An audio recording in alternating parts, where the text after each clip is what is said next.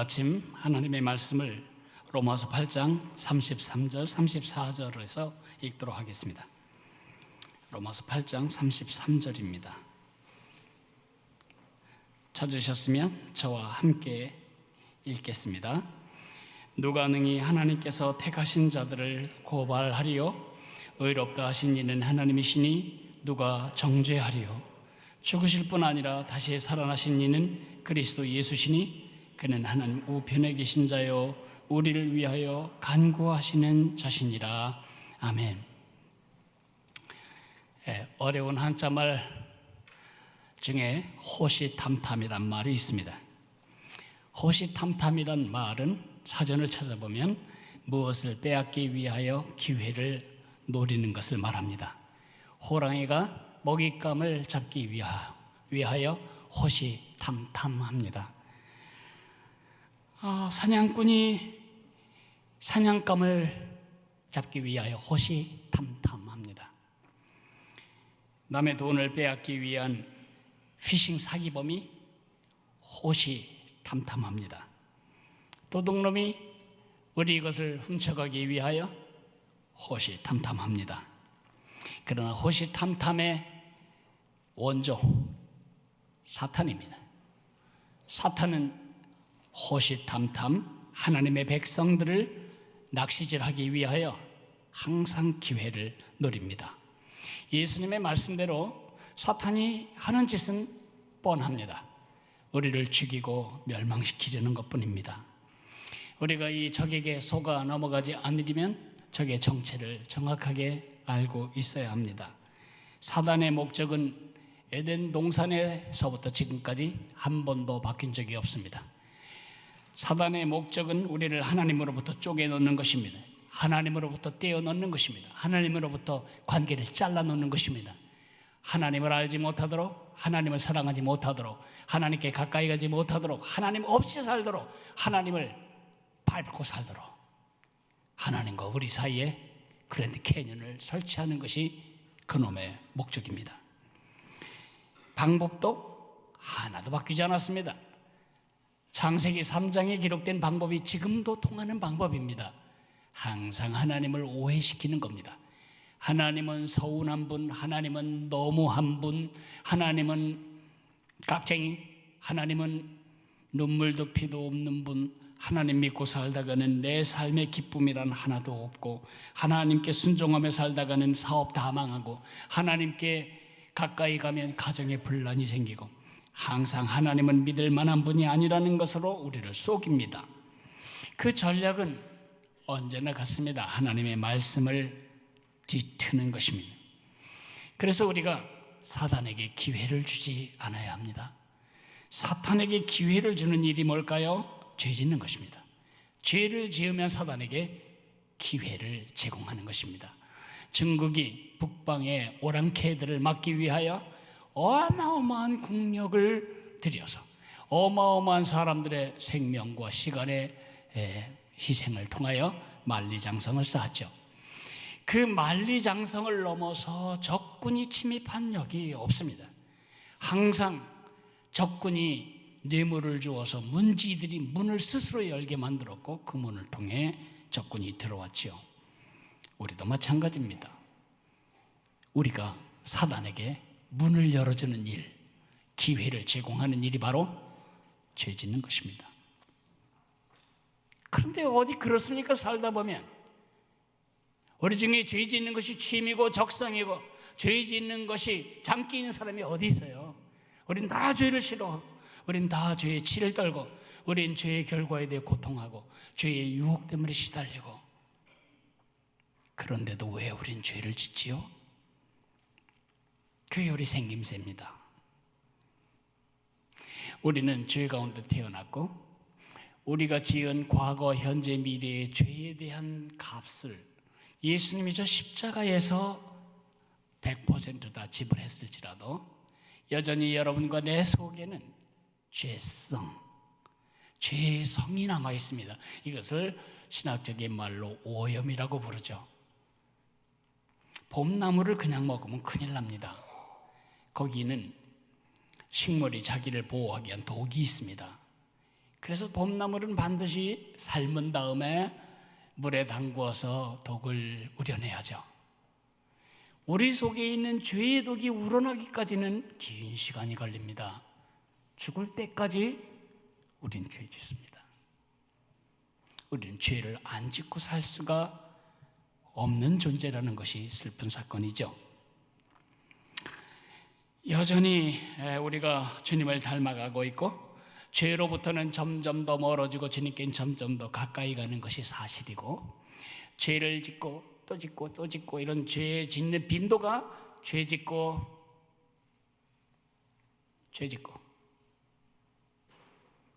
한참 있다 또 짓고 죄의 주기와 빈도가 멀어질지라도 여전히 죄는 우리의 현실입니다.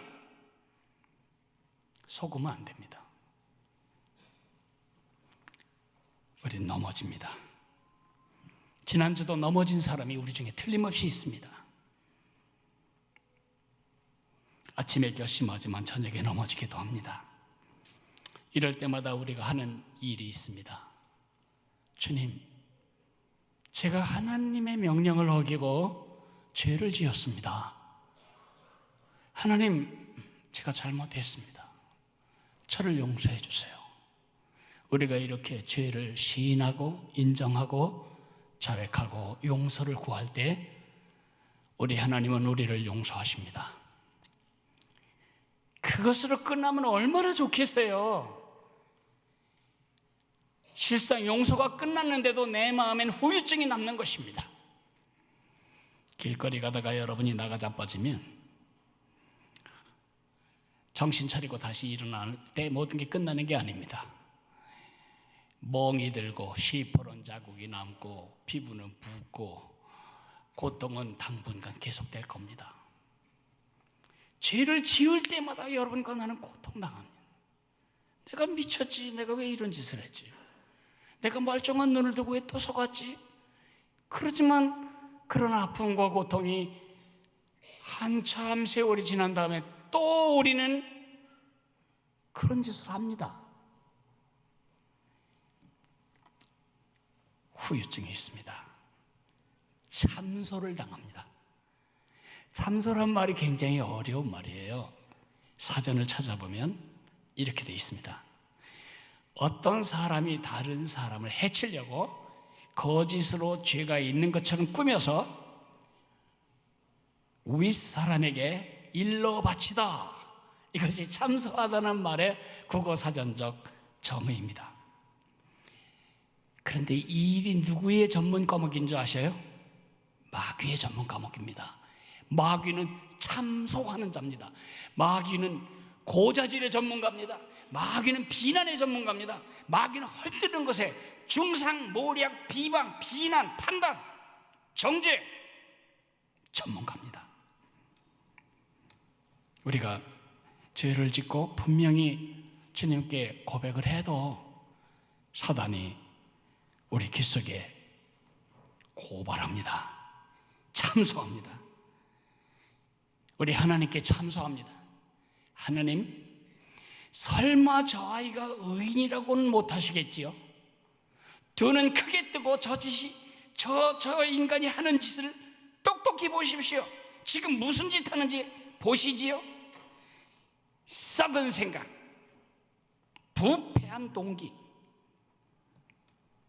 굽은 말, 위선적인 말, 더러운 생각, 추잡한 행동. 저런 인간을 두고 하나님이 성도, 거룩한 무리, 그렇게 부르시는 건 무리가 있지요, 하나님? 이렇게 하나님 앞에서 우리를 계속 중상, 모략, 비방, 정죄, 참소합니다. 슬픈 사실은 사단이가 고발하고 참소하는 내용이 사실이라는 것입니다. 사탄은 우리가 하는 짓을 다 알고 있습니다. 마귀는 우리가 누군지를 잘 알고 있습니다. 그래서 우리가 죄를 지을 때마다 천둥 같은 소리로 우리 마음속에 소리를 질러댑니다. 너는 죄인, 너는 악인, 너는 노예, 절대로 벗어날 수 없지. 암, 너는 아직 멀었어. 너는 하나님의 백성이 될 수 없어. 여러분, 제가 보았던 영화 중에 아주 감동스러운 영화 이야기를 좀 하자면 레미제러블이라고 하는 영화입니다. 레미제러블은 프랑스 혁명 당시에 너무 가난하고 힘든 사람들 중에 장발장이라고 하는 사람이 굶어 죽어가는 사촌인가 어린아이를 위하여 빵을 하나 훔쳤다는 죄 때문에 5년 복역을 합니다. 그리고 탈옥 시도를 한 것 때문에 14년을 더 살아서 19년인가를 아마 감옥 생활을 한 내용으로 되는데, 그 영화의 그 첫 대목에 나오는 노래가 아주 웅장합니다. 지금 이 장면이 그 영화의 첫 장면입니다. 그 노래가 굉장히 웅장합니다. 그리고 무겁습니다. 죄수들이, 그것도 힘센 남자 죄수들이 절망의 노래를 부르니까요, 그 노래는 굉장히 무겁고 느리고 그리고 어둡습니다. 그 노래를 제가 잠깐 몇 대목만 읽어드릴까요? Look down, look down. 고개를 숙이라, 고개를 숙여. 그들을 똑바로 쳐다보지 마. 고개를 숙이라, 고개를 숙여. 우린 죽을 때까지 나갈 수 없어. 태양은 너무 뜨거워 마치 지옥 같구나. 고개를 숙이라, 고개를 숙여. 아직 여기서 20년이나 더 썩어야 한다네. 예수님, 제발 내 기도를 들어주소서. 고개를 숙이라, 고개를 숙여. 예수님은 우리 따윈 신경 쓰지도 않으시는구나. 고개를 숙이라, 고개를 숙여. 우리를 기억하는 사람은 아무도 없다네. 고개를 숙이라, 고개를 숙여. 그들을 똑바로 쳐다보면 안 돼. 오 주님, 언제쯤 저를 그냥 죽여주시렵니까? 고개를 숙이라, 고개를 숙여. 우리는 너의 생활을 벗어날 수 없네. 고개를 숙이라, 고개를 숙여. 여기가 바로 우리의 무덤이라네. 이 죄수들의 노래가 굉장히 익숙했습니다. 왜 익숙하죠? 제가 죄를 짓고 주님께 용서를 빌고 용서를 받았다는 확신이 내 마음에 있음에도 불구하고 내 속에서 울려 퍼지는 이 정죄와 비난과 이 참소의 소리가 너무 크게 들리기 때문입니다. 너는 죄인, 너는 악인, 너는 노예. 이런 소리에 휘둘리면 많은 성도들이 확신을 잃고 흔들거리게 됩니다. 그러면 맞아, 나는 죄인이야. 목사님이 우리를 격려하려고 의인이라고 말하는 것뿐이지 난 여전히 죄인이고, 난 죄의 발목이 잡혀있고, 나는 죽을 때까지 절대 이 죄를 끊어버릴 수 없을 거야. 여기가 내 죽음이고 내 무덤일 거야. 그래서 마음이 하나님으로부터 떠나고 그의 생각이 떠나고 몸이 떠나고 영혼이 떠나서 어차피 더러워진 몸, 어차피 더러워진 손 뭘 못 만지겠어? 어차피 더러워진 구두 어딘들 못 가겠어? 그래서 이제 막 살기 시작합니다. 그래서 죄의 노예로 잡힙니다. 그것이 바로 악한 원수놈의 작전입니다. 피싱 당한 겁니다.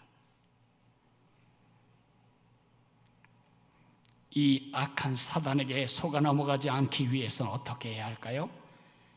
바울 사도가 오늘 그 대답을 우리에게 선언하고 있습니다. 누가 능히 하나님의 택하신 자들을 송사하리요, 고소하리요? 의롭다 하신 이는 하나님이시니 누가 정죄하리요? 죽으실 뿐 아니라 다시 살아나신 이는 그리스도 예수시니 그는 하나님 우편에 앉아 계신 자요 우리를 위하여 중보하시는 자신이라. 속아 넘어가지 않으시려면 두 가지에 고정하셔야 됩니다. 첫째, 눈을 고정해야 되고 두 번째, 귀를 고정해야 합니다. 다시 말하겠습니다. 첫째는 귀를 고정하시고 두 번째, 눈을 고정하십시오. 첫째, 귀를 하나님의 말씀에 고정하십시오. 다시 말합니다. 죄를 짓고 나면 천둥소리처럼 여러분 양심 속에 큰 소리가 들립니다. Look down. 이 죄인아, 고개 숙여. 너는 죄인, 너는 악인, 너는 노예. 그런데 주님은 말씀하십니다. 너 속지 마라, 속아 넘어가지 마라. 고개를 들어서 하늘을 보라. 고개를 들어 십자가를 보고 고개를 들어 너를 위해 중보하시는 예수 그리스도를 보라. 너는 의인, 너는 성도, 너는 자녀. 여러분은 누구 말을 사실이라고 믿고 접수하고 살아가고 계십니까? 마귀의 말이 사실이라고 믿습니까? 하나님의 말씀이 사실이라고 믿습니까? 존 오웬이라고 하는 청교도 신학자가 했던 말이 너무 제 마음에 와닿습니다. 그분이 말하기를 복음 사역을 할 때 가장 어려운 두 가지 문제가 있는데 불신자들에게 자기가 죄인이라는 것을 확신시키기가 어찌나 어려운지. 그렇죠? 안 믿는 사람이 자기가 죄인이라는 것을 알기 전까지는 예수님께 오지 않아요. 예수 믿으면 복 받는다고 예수님께 오는 시대는 지나갔어요. 예수 안 믿어도 다 부자 될 수 있어요. 내가 죄인이라야 구주가 필요하지. 내가 죄인이 아닌데 뭔 구세주가 필요해. 내가 나 자신의 구세주인데. 내가 착하게 살 수 있고 착하게 살면 지옥이면 지옥, 그거 다 내 힘으로 피할 수 있고 극락이면 극락, 내 힘으로 다 갈 수 있는데 불신자에게는 죄인이라는 확신을 심어주는 게 제일 어렵다. 그런데 신자들에게는 당신은 의인이요, 의인이라고 하는 확신을 심어주는 게 제일 어렵다. 그렇습니다. 성경 페이지마다 너는 내 자녀다, 너는 내가 용서한 내 자식이다, 너는 의인이다, 너를 정죄할 수 없다. 아무리 말해도 그럴 리가 있어요. 하나님이 착각하신 거죠. 저에 대해서 사랑의 눈이 머신 거죠. 하나님이 날 몰라서 그러시죠. 내 동기가 얼마나 썩은지 몰라서 그러시는 거죠. 천만에 우리 하나님은 우리를 다 아십니다. 많은 성도들이 죄를 짓고 나면 분명히 주님께 자백하고 시인하고 용서 받았음에도 불구하고 내가 의인이라는 말, 성도라는 말, 거룩한 물이라는 말, 하나님의 자식이라는 말을 수줍어합니다. 민망해합니다. 어색해하고 편안해하지 않고 내 말같이 들리질 않습니다. 왜 그럴까요? 귀를 하나님의 음성에 대하여서 막고 마귀의 음성에 열기 때문입니다. 오늘 33절에 누가 능히 하나님께서 택하신 자들을 고발하리요? 누가 고소하겠어요? 의롭다 하신 이는 하나님이시니 누가 정죄하리요? 쉬운 말로 번역해 드릴까요? 상관없어. 네가 나에게 자백했던 그 죄가 얼마나 큰지 상관없고 얼마나 깊은지도 상관없어. 얼마나 더러운지도 상관없어. 마귀가 너는 죄인, 너는 악인, 너는 노예, 뭐라고 소리질러도 나는 상관없어. 나는 그 말을 듣지 않는다. 너도 그 말을 들어서는 안 된다. 내가 판사다.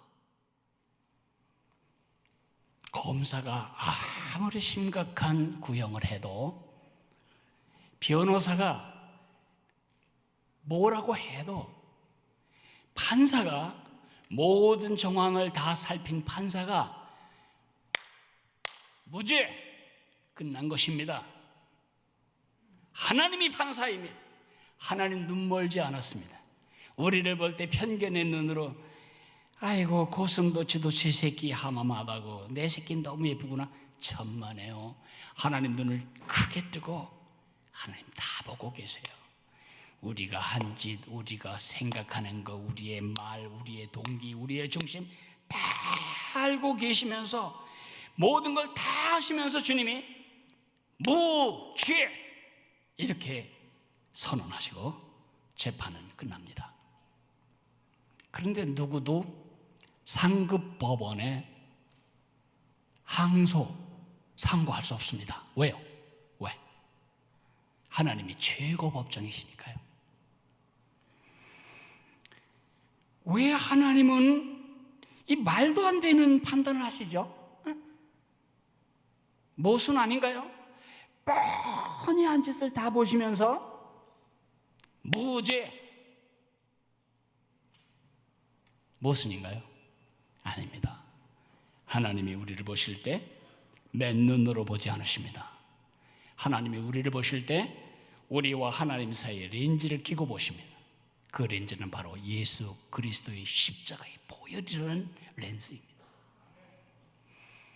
예전에 이스라엘 백성들이 하나님을 예배했던 성전에는 지성소라는 곳이 있습니다. 그 지성소 안에는 딱 하나의 가구가 있습니다.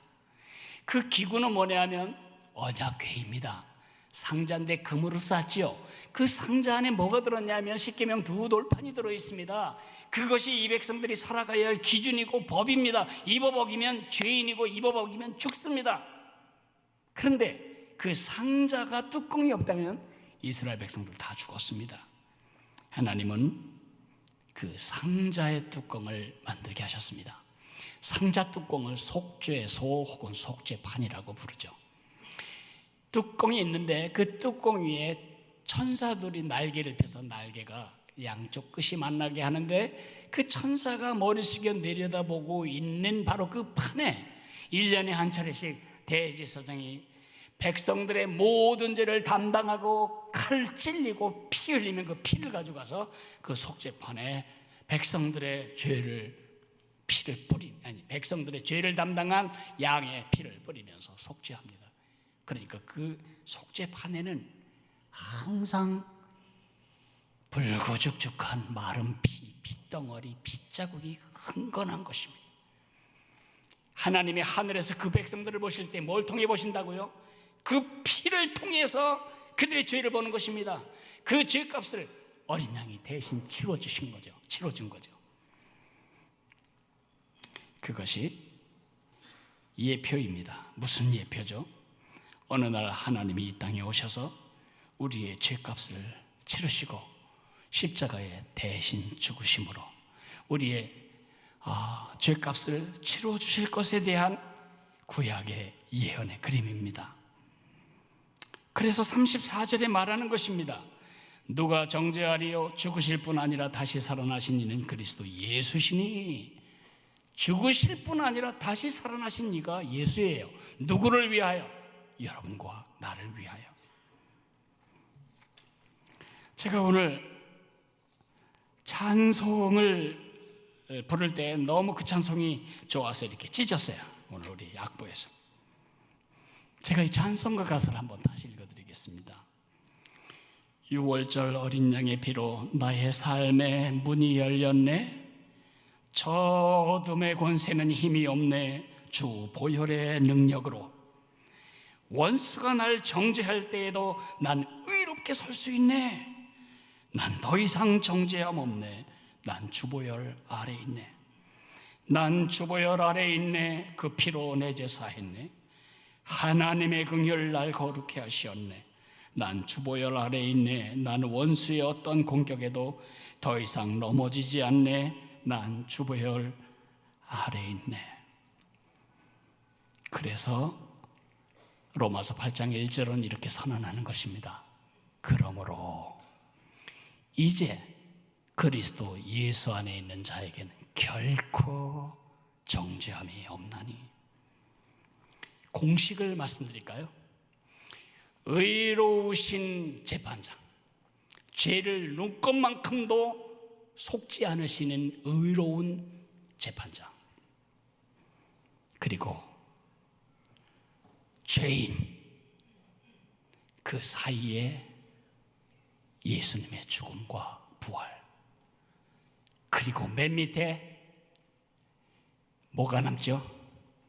다시 의로우신 재판장 더하기 죄인 더하기 예수님의 대속적 죽음하면 결산이 뭐죠?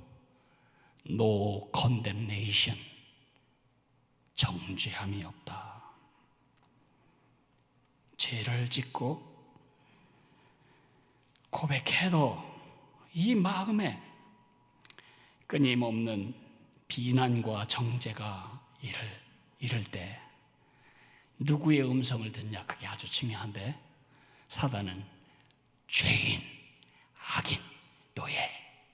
우리 하나님은 의인, 성도, 내 자식. 여러분은 도대체 누구 말이 사실이라고 믿고 받아들입니까? 채널을 하나님께 고정하세요. 그걸 못했던 우리 조상 아담과 하와는 하나님이 얼마나 좋으신 분인가를 귀를 틀어막고, 하나님이 얼마나 믿을 수 없는 깍쟁이 하나님인가를 고소하는 사단에게 귀를 기울였습니다. 그 피싱이 지금 우리까지 비참하게 한 것입니다. 하나님께 귀를 고정하라. 두 번째, 눈을 고정해야 되는데 눈을 예수님께만 고정하십시오. 34절에 죽으실 뿐 아니라 다시 살아나신 이는 그리스도 예수시니 그는 하나님 우편에 계신 자요 우리를 위하여 간구하시는 자라고 되어 있습니다. 여기 예수님이 우리를 위해 하신 네 가지 일을 열거하고 있네요. 첫째, 예수님은 우리를 위해 죽으셨습니다. 뭔 죄를 그렇게 많이 지셨길래 아무 죄도 없는 분이 가장 극악한 죽음을 당하셨습니다. 왜요? 우리의 모든 죄를 다 뒤집어 쓰시고 당하신 것. 구약에 지성소에 들어갈 수 있는 유일한 제사장은 대제사장뿐입니다. 그것도 1년에 딱 한 차례 대속죄일이나 들어갑니다. 대제사장의 가운이 정말 멋있습니다. 예뻐서 멋있는 게 아니고 그 의미가 멋있습니다. 대제사장의 이 가슴판에는 흉배가 붙어있는데 그 흉배에는 12개의 보석이 있고 그 보석마다 각 지파의 이름이 적혀 있습니다. 갓, 아셀, 므낫세, 요셉. 그리고 어깨에 6개씩 12개의 보석이 있는데 그 보석마다 또 이스라엘 12지파의 이름이 기록되어 있습니다. 대제사장은 백성들의 모든 허물과 연약함과 죄를 가슴에 끌어안고 어깨에 짊어지고 하나님께 나가, 하나님, 이들을 다 죽이시는 대신, 이 짐승을 대신 죽게 하심으로 언젠가 인류를 대신하여 죽음으로 누군가가 죄를 뒤집어 쓰고 죽을 것을 보여주십니다. 주님, 이 백성을 용서해 주십시오. 예수님이 하신 일이 바로 같은 일입니다. 예수님은 모든 죄를 뒤집어 쓰시고 우리 대신 죽으셨습니다. 그리고 그분이 다시 살아나셨습니다. 그분이 다시 안 살아났다면 하나님이 예수님의 죽음을 정식으로 인정하셨는지를 알 수가 없습니다. 예수님이 다시 살아나심으로 예수님이 지불하신 모든 대가가 충분히 하나님의 공의를 만족시켰다는 것을 증명하셨습니다. 그리고 하나님 우편에 앉아 계시고 지금도 우리를 위하여 중보하신다고 말씀하고 있습니다. 예수님이 뭐라고 중보하실까가 궁금했어요. 지금 하늘에서 예수님이 나를 위해 뭘 중보하실까? 머리털이 좀 덜 빠지게 해주세요. 쪼글쪼글한 거 좀 덜하게 해주세요. 교회가 아주 커지게 도와주세요. 치매 안 걸리게 도와주세요. 저 양성원이 불쌍하지도 않습니까? 아무도 안 믿는 집에서 나와서 지금까지 이렇게 홀로 고생하며 주님을 믿고 있는데 아이 늙음하게 너무 고생하지 않도록 돈도 좀 주세요. 그런 거 기도하실까요? 아닙니다. 전 뭘 기도하시는지를 압니다. 예수님이 이 땅을 떠나시기 직전에 대제사장 기도를 하십니다. 이 땅에 있는 그의 제자들을 위해 기도하신 내용을 제가 읽어드릴까요? 요한복음 17장 24절에 대제사장의 기도가 이렇게 전개됩니다. 아버지께서 내게 주신 사람들이 내가 있는 곳에 나와 함께 있게 하소서. 그래서 세상이 생기기 전부터 아버지께서 나를 사랑하셨기 때문에 내게 주신 내 영광을 그들이 보게 하소서. 많이 어렵죠?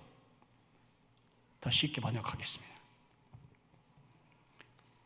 아버지, 사탄이 고소하는 이 아이는 제 것입니다. 제가 그를 위해 죽었습니다. 저는 제 피를 이 아이를 위해 흘렸습니다. 제가 제 피값으로 산 아이입니다. 하나님께 죄의 값을 2번 치를 수는 없습니다. 하나님이 내게 주신 사람, 그가 나와 함께 있고 그가 내 영광이 되기를 원합니다. 예수님이 그렇게 중보하고 계십니다. 죄를 짓고 나면 사단이 손가락으로 우리 정수리를 찍어 눌러서 저 지옥 바닥까지 우리를 위축시킵니다.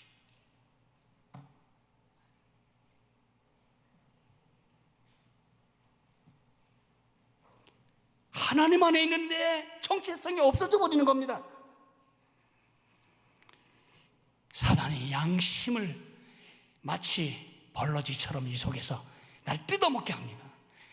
위장도 다 파먹고 식도도 파먹고 이제 목구멍까지 기어올라도록 날 파먹습니다.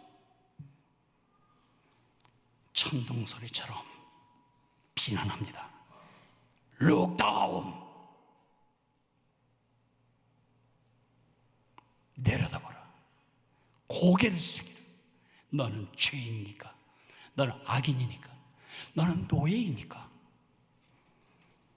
속아 넘어가지 마십시오.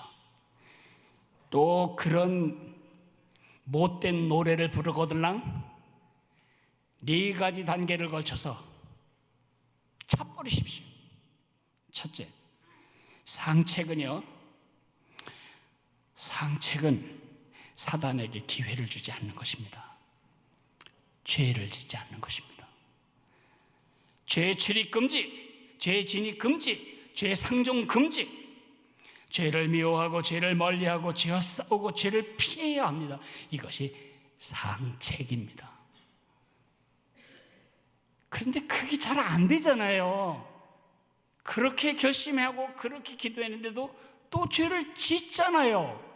그럴 땐 뭐가 상책이냐? 빨리 고백하세요. 우리나라 제가 어렸을 때 제일 많이 들었던 표현은 이겁니다. 자수하여 광명 찾자.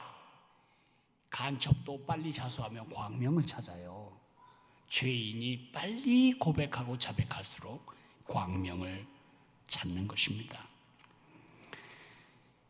정죄, 참소 이것을 거절한다는 것은 우리가 지은 죄를 무시하라는 말이 아닙니다. 우리가 지은 죄를 덮으라는 말도 아닙니다. 죄가 없는 척하고 죄가 아닌 척하고 기만하며 자기를 속이라는 말이 아닙니다. 죄를 지었을 때에 그 실패를 인정하고 범죄를 인정하고 미루지 않아야 합니다. 변명하지 않아야 합니다. 덮지 않아야 합니다. 그렇게 된다면 여러분은 여전히 정죄 아래 있습니다. 실패하고 범죄했을 때 미루지 마십시오. 변명하지 마십시오. 곧바로 인정하십시오. 그러면 주께서 하시는 말씀에 귀를 기울이십시오. 주께서 말씀하십니다. 그 아들 예수의 피가 너희를 모든 죄에서 깨끗하게 하실 것이요. 만일 우리가 우리 죄를 자백하면 저는 미쁘시고 의로우사 우리 죄를 사하시며 모든 불의에서 우리를 깨끗게 하실 것이요. 요한일서 1장 9절 말씀입니다. 그 다음엔 사단의 입을 막아버리십시오. 사단이 또 여러분 귀 속에다 확성기를 틀어대고 Look down 이런 쓸데없는 노래를 부르거든 손을 이렇게 하십시오. 예수님을 보라. 하나님을 보라. 나를 위해 죽으시고 다시 사시고 하나님 우편에 계시고 나를 위해 중보하시는 예수님을 보라. 나를 의인이라고 선언하신 분은 저 최고의 재판관, 최상의 법정 하나님이시다. 그렇게 사단의 입을 막아버리십시오. 오늘 시간이 되시거든 레 미저러블 영화를 한번 보셔도 좋겠고, 그럴 시간이 없거든 유튜브에서 룩다운이라고 하는 음악을 한번 찾아 들어보십시오. 룩다운. 고개를 숙이라.